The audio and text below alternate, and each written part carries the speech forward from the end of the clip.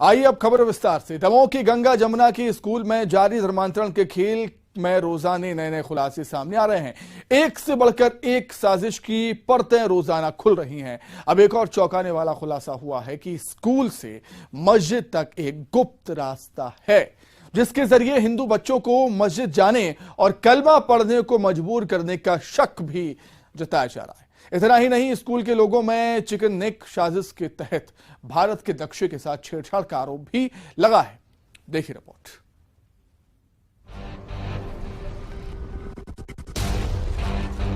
हमको state commission के members ने बताया कि स्कूल के अंदर से मस्जिद में जाने का एक गोपनीय रास्ता भी था।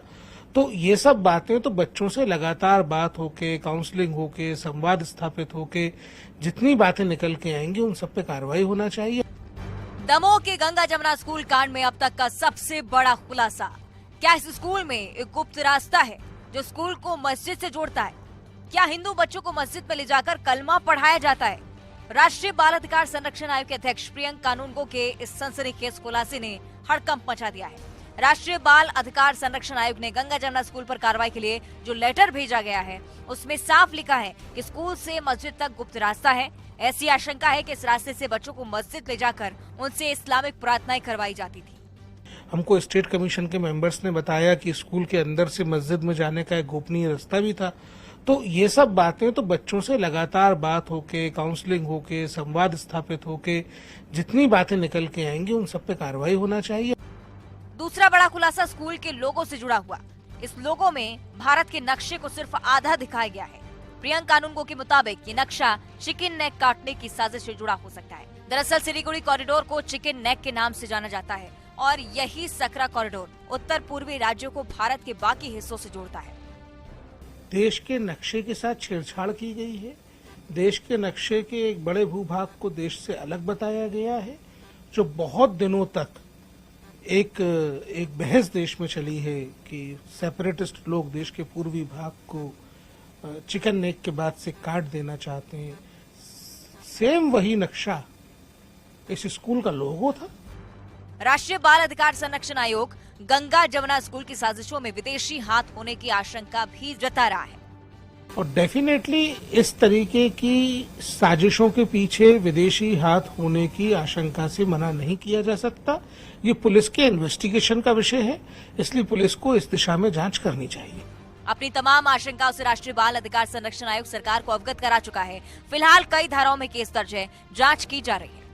धारा 295A, 506B, 7582 जो लगता है JJ एक्ट, ऐसी अनेक धाराओं में कार्रवाई की गई है। आगे भी इसमें बयान होंगे। अभी प्रारंभिक स्टेज है, जैसे जैसे बयान होते जाएंगे, नाम सामने आते जाएंगे, नाम बढ़ते भी जाएंगे। इस स्कूल में 400 गैर इस्लामिक बच्चे पढ़ाई करते हैं। राष्ट्रीय बाल अधिकार संरक्षण आयोग का सुझाव है कि कोई हेल्पलाइन डेस्क बनाया जाए ताकि जो बच्चे कुछ खुलासे करना चाहते हो वो बिना किसी भय के जानकारी दे सकें। बहरहाल गंगा जमुना स्कूल ने जिस तरह गंगा जमुनी तहजीब को तार तार कर दिया, उसे लेकर रोज नए खुलासे हो रहे हैं। दिल्ली से अशरफ कासमी के साथ ब्यूरो रिपोर्ट, दमोह। अगर आपके बच्चे गेम खेल रहे हैं तो अलर्ट हो जाइए, क्योंकि आपको बच्चे कौन सा गेम खेल रहे हैं यह देखना बेहद जरूरी हो गया है अब, क्योंकि तकनीक की इस दुनिया में बच्चों के भोले मन को प्यार से बहलाकर, भ्रमित कर, दबाव डालकर कोई उसे कुछ और ही करने पर मजबूर कर रहा है। गेम के नाम पर धर्म परिवर्तन का खेल चल रहा है। जी हां, ऐसे गेम खेलने वाले बच्चों और आरोपियों की चैटिंग वायरल हुई है, जिसे देख आप हैरान रह जाएंगे कि कैसे बच्चों को नमाज पढ़ने, मुसलमान बनने के लिए उकसाया और धमकाया जा रहा है। देखिए बेहद चौंकाने वाली रिपोर्ट हमारी।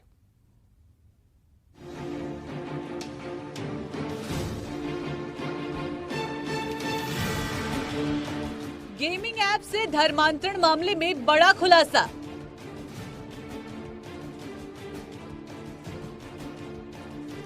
धर्मांतरण मामले में चैट हुआ वायरल।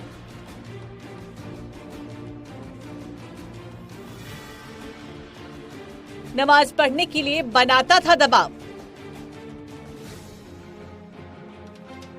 बच्चों के साथ ये कैसा खेल।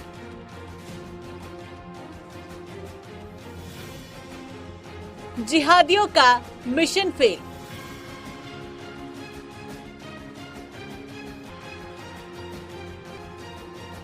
देश में कभी लव जिहाद के नाम पर तो कभी धर्मांतरण के नाम पर बड़ा रैकेट चल रहा था कि एक और जिहादी रैकेट ने हर किसी को सोचने पर मजबूर कर दिया।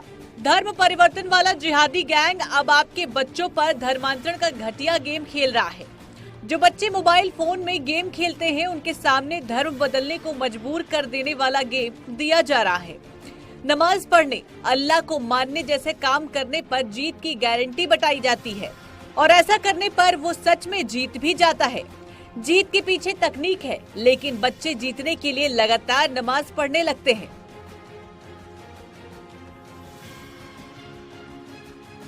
इस मामले में अब एक्शन शुरू हो चुका है। आरोपी पकड़े जा रहे हैं। जांच का दायरा बढ़ता ही जा रहा है।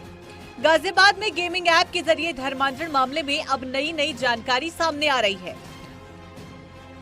आरोपी और कुछ पीड़ितों के बीच हुई चैटिंग अब वायरल हो रही है। इस चैट में जो अब बात सामने आ रही है उससे हर कोई हैरान है। ऐप यूजर्स को जबरन धर्म बदलने के लिए मजबूर किया जाता था। गाजियाबाद से अब्दुल रहमान गिरफ्तार हो चुका है और मुंबई से शहनवाज उर्फ बद्दू फरार है, जिसकी तलाश में पुलिस जुटी हुई है। आरोपी और पीड़ित परिवार के बीच हुए व्हाट्सएप चैट ने जिहादियों की मंशा को सबके सामने ला दिया है। अब्दुल रहमान चैटिंग ग्रुप में बच्चों से धर्म परिवर्तन के लिए कहता था, भड़काऊ वीडियो भेजकर उकसाता था, अल्लाह को याद करने को कहता था, अल्लाह को याद करने के नाम पर डराया धमकाया जाता था। ऐसा नहीं करने पर गुनाह बताता था, एक दिन हिसाब किताब होगा ऐसा कहकर धमकाया जाता था। इतना ही नहीं, चैट में आरोपी की बात मान लेने और आपत्तिजनक वीडियो देखने पर जन्नत मिलने का सपना दिखाया जाता था। आरोपी पीड़ित बच्चों से पूछता था कि आयत की कितने सूरह याद किए, याद क्यों नहीं किया, बहाना नहीं चलेगा। आरोपी कहता है कि नमाज मिस नहीं करनी है, नमाज छोड़ना मतलब तुम नॉन मुस्लिम हो, गंदे लोग हो, जब तक टाइम पर नमाज पढ़ रहे तभी तक तुम मुस्लिम हो। नाबालिग बच्चों को धर्म परिवर्तन कराने के लिए गेमिंग ऐप के जरिए गहरी और सोची समझी साजिश रची जा रही थी, लेकिन अब इसका खुलासा हो चुका है। देश की जांच एजेंसी धर्मांतरण के इस जिहादी नेटवर्क को ध्वस्त करने में जुट गई है। कश्मीर फाइल्स पर बवाल, फिर दी केरला स्टोरी पर सवाल और अब दी डायरी ऑफ वेस्ट बंगाल। फिल्मों पर बवाल की कहानी की अभी तो शुरुआत है। अजमेर 92 के साथ साथ 72 हूरें भी कतार में हैं।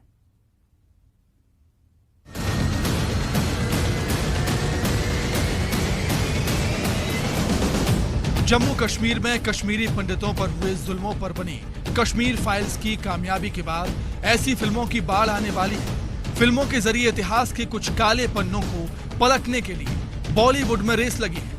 गैर मुस्लिम लड़कियों के धर्मांतरण, लव जिहाद और ISIS जैसे संवेदनशील मुद्दों पर बनी दी केरला स्टोरी पर बवाल भी खूब मचा और फिल्म ने कमाई भी खूब की। 140 करोड़ की आबादी वाले इस देश में ना दी केरला स्टोरी के समर्थकों की कमी है न विरोधियों की, लेकिन मुद्दे की बात यह है कि इस फिल्म ने रिकॉर्ड तोड़ कमाई कर डाली। दी केरला स्टोरी के बाद अब अगले महीने 72 हूरें नजर आने वाली है।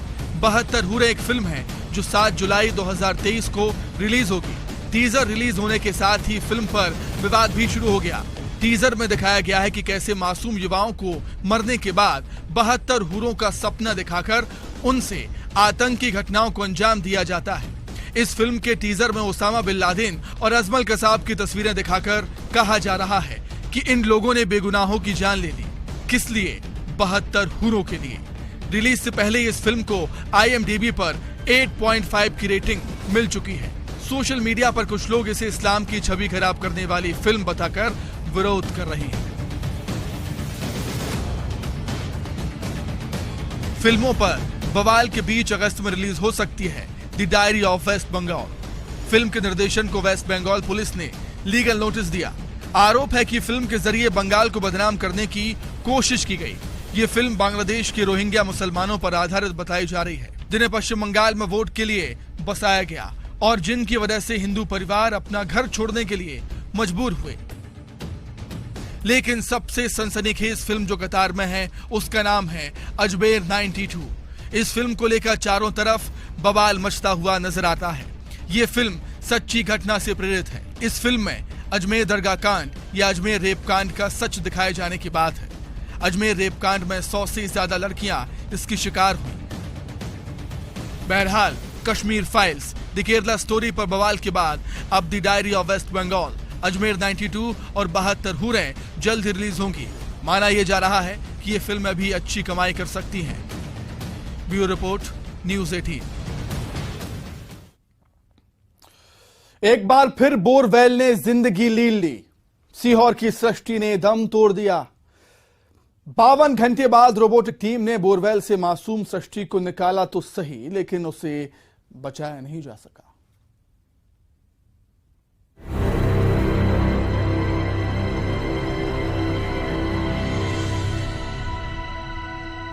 फीट के गहरे अंधेरे कुएं ने आखिरकार सृष्टि को लील लिया।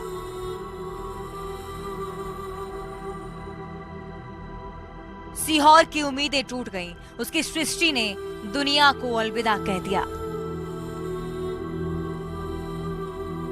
अपनी मासूम गुड़िया रानी को यूं खो देने का दर्द क्या होगा, कोई उसके माँ बाप से पूछे। दिल पर यह ऐसा जख्म है जो नासूर बनकर हमेशा उस काले अंधेरे बोरवेल की भयानक याद दिलाता रहेगा। हम लोग नहीं बचा पाए हैं, बहुत ही अनफॉर्चुनेट है। और बॉडी का जो पोस्टमार्टम है वो 2 डॉक्टर की टीम के द्वारा किया गया, जिसमें एक महिला डॉक्टर भी शामिल हैं। पोस्टमार्टम के अनुसार बॉडी काफी डिकम्पोज स्टेट में है और बहुत ही अनफॉर्चुनेट है कि हम बच्ची को नहीं बचा पाए। 300 फीट के गहरे अंधेरे बोरवेल में सृष्टि का दम घुट गया। सांसों ने उसका साथ छोड़ दिया। निकाले जाने से 40 घंटे पहले ही वो दुनिया को छोड़ चुकी थी। सांस की गति रुकने के कारण मृत्यु हुई है बच्ची की। दम घुटने के कारण बॉडी की स्थिति क्या है? बॉडी की स्थिति डिकम्पोज मौत कितने घंटे पहले हुई है, कब हुई है, क्या पता चला सर? लगभग 40 घंटे के आसपास। लापरवाही का ये बोरवेल मासूम बच्ची के लिए कब्र बन गया। अब तो सिर्फ इस कब्र से उसकी लाश निकाली गई। जो जिसके खेत में ये बोर हुआ था, जिसको ढका नहीं गया था, उस व्यक्ति के विरुद्ध हमने एफआईआर पंजीबद्ध करी है और उसको अरेस्ट किया है।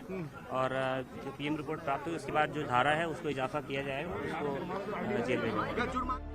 सीहोर की मुंगावली का बोरवेल हंसती खिलखिलाती एक नन्ही सी गुड़िया के लिए कब्र बना।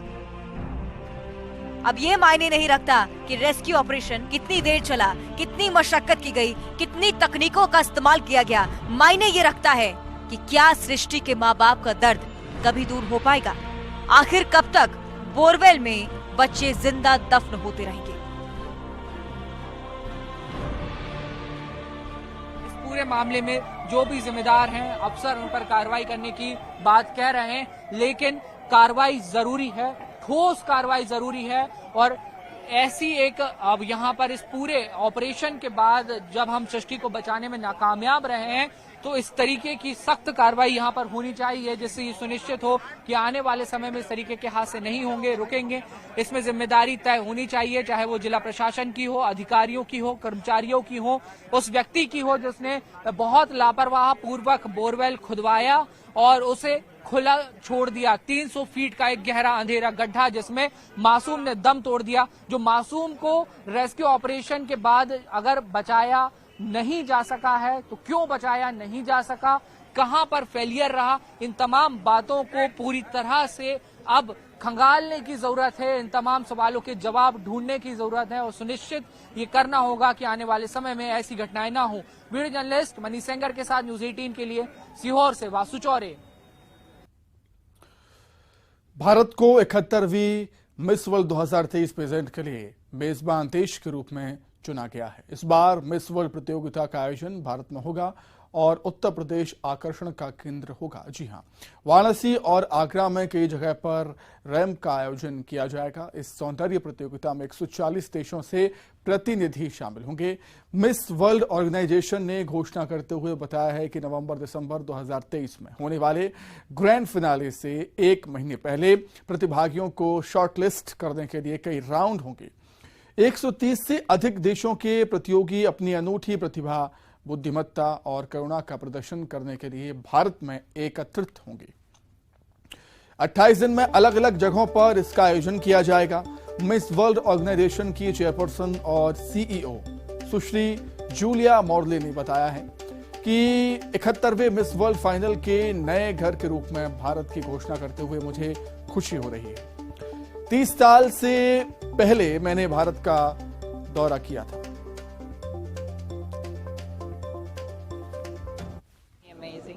It's my second time here, as you mentioned, but I already feel like I'm home, and having in mind that I will come back here so many more times keeps me excited.